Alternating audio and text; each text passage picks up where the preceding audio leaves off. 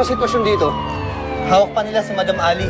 Susubukan pa namin makapag-negotiate sa mga hostage taker. Kung nandito lang sana si Darna eh. Sumuko na kasi kayo, hindi kayo magtatagumpay. Huwag kang makulit! Puputukan siya! Tigilan niyo na ako. Ikaw ang nagsabi, di ba? Na habang buhay ako, buhay rin kayo. O sa may gawin kayo sa akin, para rin kayo nag-suicide. Huwag kang makulit! Puputukan kita!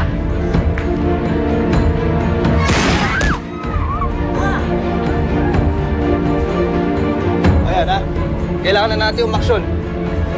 Nasaan ba yung SWAT? Tinawagan ko na. Papunta sila dito.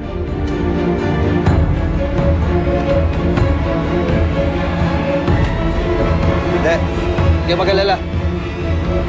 Sigurado akong parating na si Darna.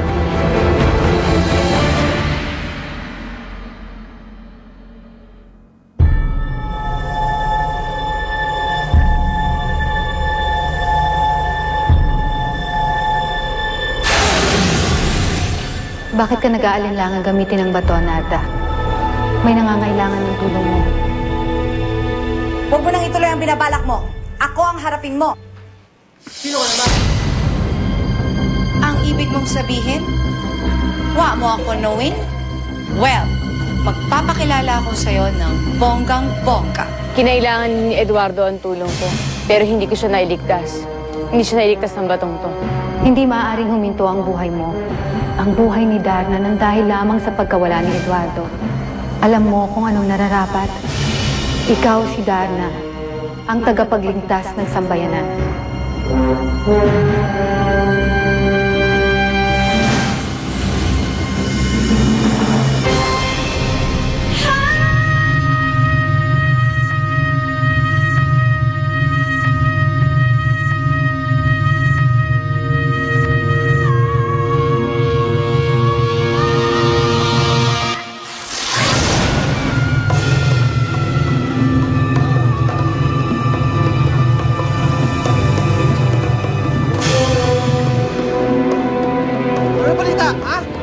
May patayan na ba? Ha?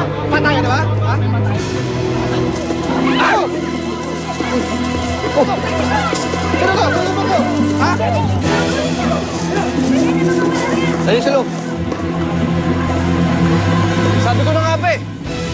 Hindi talaga tayo pababayaan ni Darna. Ito si Darna eh! Ngayon ka lang dumating? Sino yung mga tumawag sa sagot sa loob?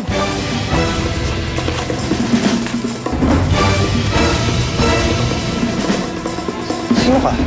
Wa mo ako knowing? Kung ganon, magpapakilala ako sa'yo ng bonggang-bongga.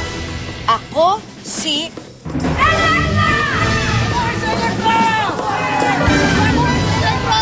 Picture! Picture!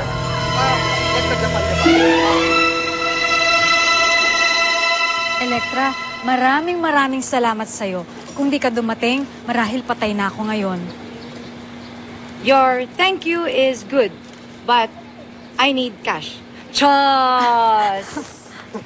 Ayan, magmula ngayon, mga Earthlings, ako na ang inyong magiging tagapagtanggol. Galing mo, Elektra! Galing mo! Mabuhay si Elektra!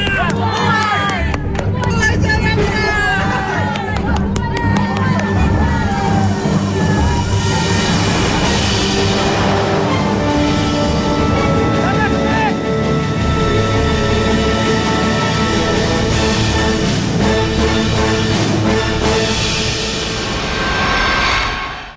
Bago sa buhay ko, Angge. Wala na namatay ang asawa at anak ko.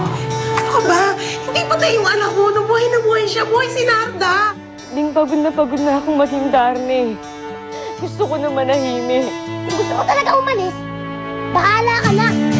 Kalimutan mo na lang agad natin. At kalimutan mo na rin ako. Hindi na rin namin kailangan. Arnaldo!